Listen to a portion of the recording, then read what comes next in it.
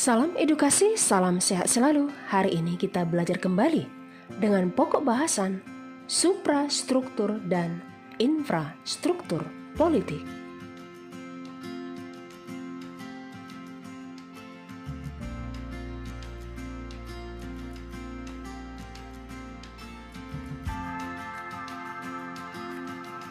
Pengertian sistem politik tidak akan selalu sama menurut para ahli seperti David Easton, Robert Adalt, Rusandi Kanta Prawira.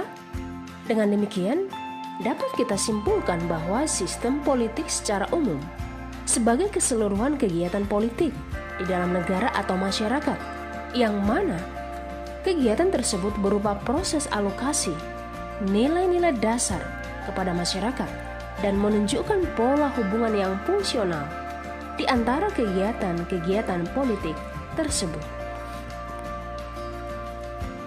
Menurut Pamuji, sistem adalah suatu kebulatan atau keseluruhan yang kompleks atau terorganisir, atau suatu himpunan atau perpaduan hal-hal atau bagian-bagian yang membentuk suatu kebulatan atau keseluruhan yang kompleks dan utuh. Menurut Rusadi Kanta Prawira, sistem diartikan sebagai suatu kesatuan yang terbentuk dari beberapa unsur atau elemen.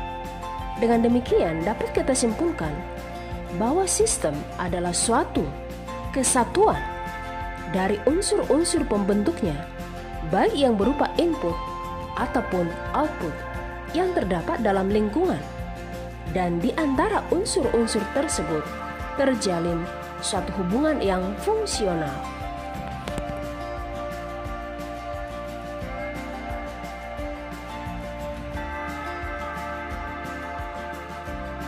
Struktur politik suatu negara terdiri dari kekuatan suprastruktur dan infrastruktur politik. Suprastruktur politik diartikan sebagai mesin politik resmi di suatu negara dan merupakan penggerak politik yang bersifat formal. Dalam Undang-Undang Dasar Negara Republik Indonesia tahun 1945, tugas dan wewenang lembaga negara sebagai kekuatan suprastruktur politik di Indonesia mencakup MPR, DPR, DPD, Presiden, Mahkamah Agung, Mahkamah Konstitusi, Komisi Yudisial, dan Badan Pemeriksa Keuangan. MPR terdiri dari DPR dan DPD, anggotanya sebanyak 550 orang. Sebagai lembaga negara, bukan lembaga tertinggi negara, dengan tugas dan wewenang MPR mencakup berwenang mengubah dan menetapkan undang-undang dasar, melantik presiden dan atau wakil presiden, dan hanya dapat memberhentikan presiden dan wakil presiden dalam masa jabatannya menurut Undang-Undang Dasar. Selain itu, MPR memiliki hak dan kewajiban seperti yang diatur dalam Undang-Undang Nomor 22 Tahun 2003. Dewan Perwakilan Rakyat dipilih melalui pemilu. Anggotanya sebanyak 550 orang, memiliki fungsi legislasi, fungsi anggaran, dan fungsi pengawasan. Anggota DPR memiliki hak interpelasi, hak angket, dan hak menyatakan pendapat, dan hak mengajukan pertanyaan, menyampaikan usul atau pendapat, dan hak imunitas.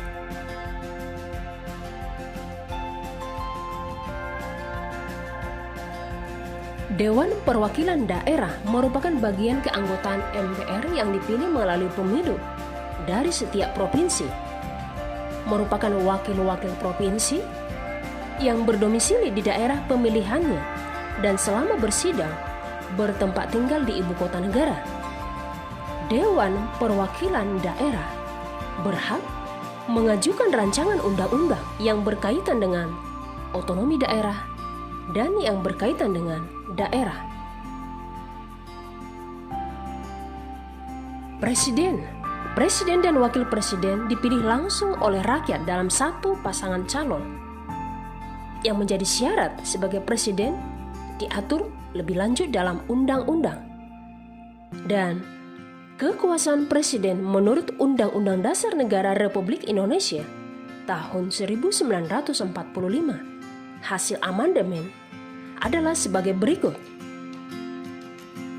Membuat undang-undang bersama DPR, menetapkan peraturan pemerintah, memegang kekuasaan tertinggi atas angkatan darat, laut dan udara, menyatakan perang, membuat perdamaian dan perjanjian dengan negara lain dengan persetujuan DPR, menyatakan keadaan bahaya, serta mengangkat dan menerima duta dan konsul dengan memperhatikan pertimbangan DPR, memberi grasi dan rehabilitasi, memberi amnesti dan abolisi, memberi gelar, tanda jasa, dan lain-lain tanda kehormatan, membentuk Dewan Pertimbangan yang bertugas memberikan pertimbangan dan nasihat kepada Presiden, mengangkat dan memberhentikan menteri-menteri negara.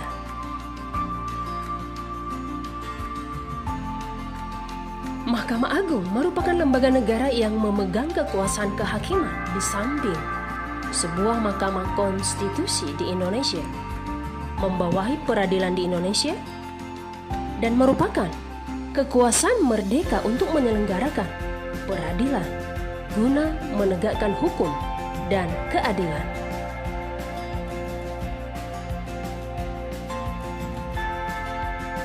Mahkamah Konstitusi. Mahkamah Konstitusi memiliki kewenangan mengadili pada tingkat pertama dan terakhir, memutus sengketa kewenangan lembaga negara yang kewenangannya diberikan oleh Undang-Undang Dasar, memutus pembubaran partai politik, memutus hasil perselisihan tentang pemilihan umum, dan memberi putusan atas pendapat DPR mengenai pelanggaran presiden dan atau wakil presiden menurut Undang-Undang Dasar. Mahkamah Konstitusi anggotanya ada 9 orang.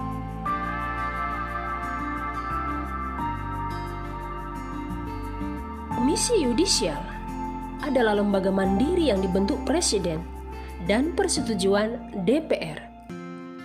Komisi Yudisial berwenang mengusulkan pengangkatan Hakim Agung serta menjaga dan menegakkan kehormatan, keluhuran, martabat dan perilaku hakim. Badan Pemeriksa Keuangan merupakan lembaga yang bebas dan mandiri dengan tugas khusus memeriksa pengelolaan dan tanggung jawab keuangan negara, serta hasil pemeriksaan Badan Pemeriksa Keuangan diserahkan kepada DPR, DPD, dan DPRD. Infrastruktur politik di Indonesia merupakan kelompok-kelompok kekuatan politik dalam masyarakat yang turut berpartisipasi secara aktif